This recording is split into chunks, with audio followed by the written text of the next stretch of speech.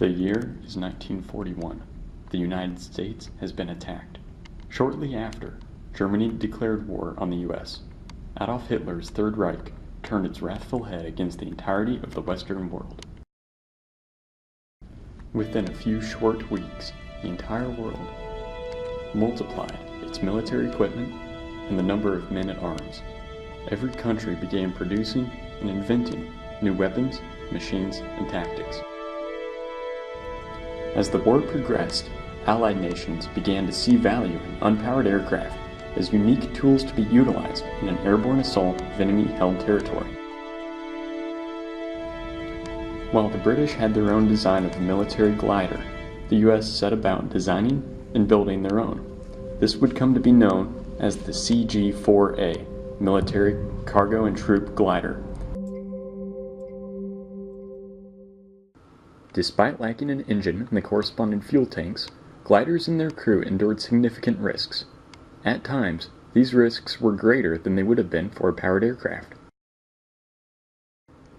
Beginning on the ground, a glider first has to become airborne.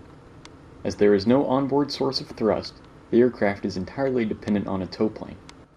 This is an example of a modern glider being towed on takeoff as it climbs up to altitude.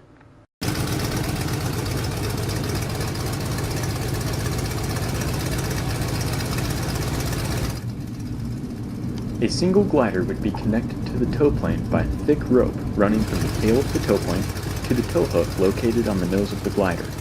Unlike almost all modern gliders, the Waco had its tow hook located above the canopy. Duke Kolsch, a retired Marine aviator and experienced glider pilot, when asked about the high tow hook, remarked, "Personally, I don't see any issue. Tow plane is your artificial horizon. The only time that might pose a problem would be with slack or something that could hurt the canopy. Might be good when slow and low. I suppose the hook up might cause a nose-up tendency, but with higher speed that would be reduced."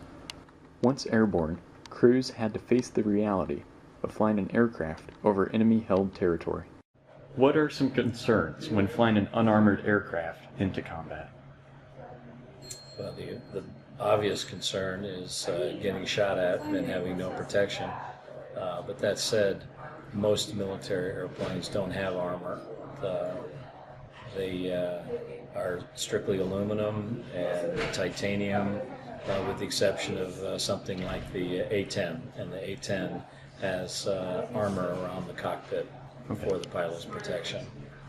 Would most fighters have some kind of armor? No, actually the canopy was probably stronger than the rest of the airplane. So a bullet could bounce off of a canopy, but it's not going to bounce off the side of the plane. And that in turn is where a lot of the crashes occurred or the shoot-downs occurred because of the shrapnel. He further explained how important speed is to an aircraft when flying over enemy territory. Airspeed is life. The trade-off is altitude versus airspeed. You can afford to go a little faster higher up. The other consideration is fuel. Fuel is airspeed. We must be aware of all three: fuel, airspeed, and altitude, especially in fighters, since they don't carry that much. Even if the aircrew and all of the passengers survived the takeoff, the travel, and flight through enemy airspace, they still had the most dangerous part: landing in an unknown, unprepared field in different conditions than they have ever experienced before. What is the process for landing a glider in an off-field landing? Well, the process is to first off pick the right field, and hopefully you understand where the fences are, the roads are, and if there's any obstructions. So you try to keep altitude, because the trade-off is always altitude and airspeed. So once you commit, you need to commit. So you try to land as close as you can, thinking that it's going to be easier to retrieve it, and you make sure that you don't flare, and you push the stick forward and land and make it a solid landing. Why do you not want to flare on that landing? Chances are it could take you to further down, could run you into a fence, could run you into an obstruction that you don't see. Okay. So are you making a true low energy landing, or is the energy higher when you make that I would landing? say the energy is probably higher, and it's what we used to call in the military a pucker factor, where you wanted to give yourself a little extra cushion, so to speak.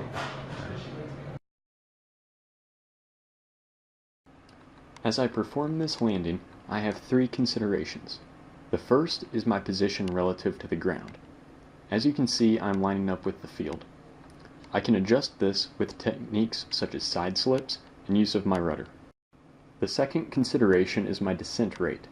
That is adjustable by my spoilers, which is activated by the blue lever on the left-hand side of my cockpit.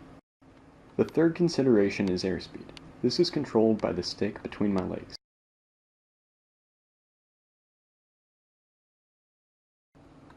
In reference to early operations in North Africa, Carl Gwartney, a former Waco pilot, remarked, 25 pilots and planes were used during the first mission. They did a lousy job of flying the planes. The whole thing was bad. Some of the planes dropped into the ocean, and some of our own Navy shot down some of the aircraft.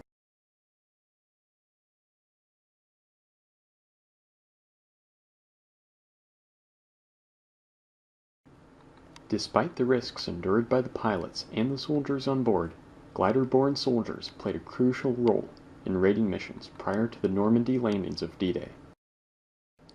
Despite the tragedy of the CG-4A's danger, risks, and the tragedy of its need in wartime, this primitive aircraft triumphed over its struggles and aided in the triumph over Hitler's Atlantic Wall.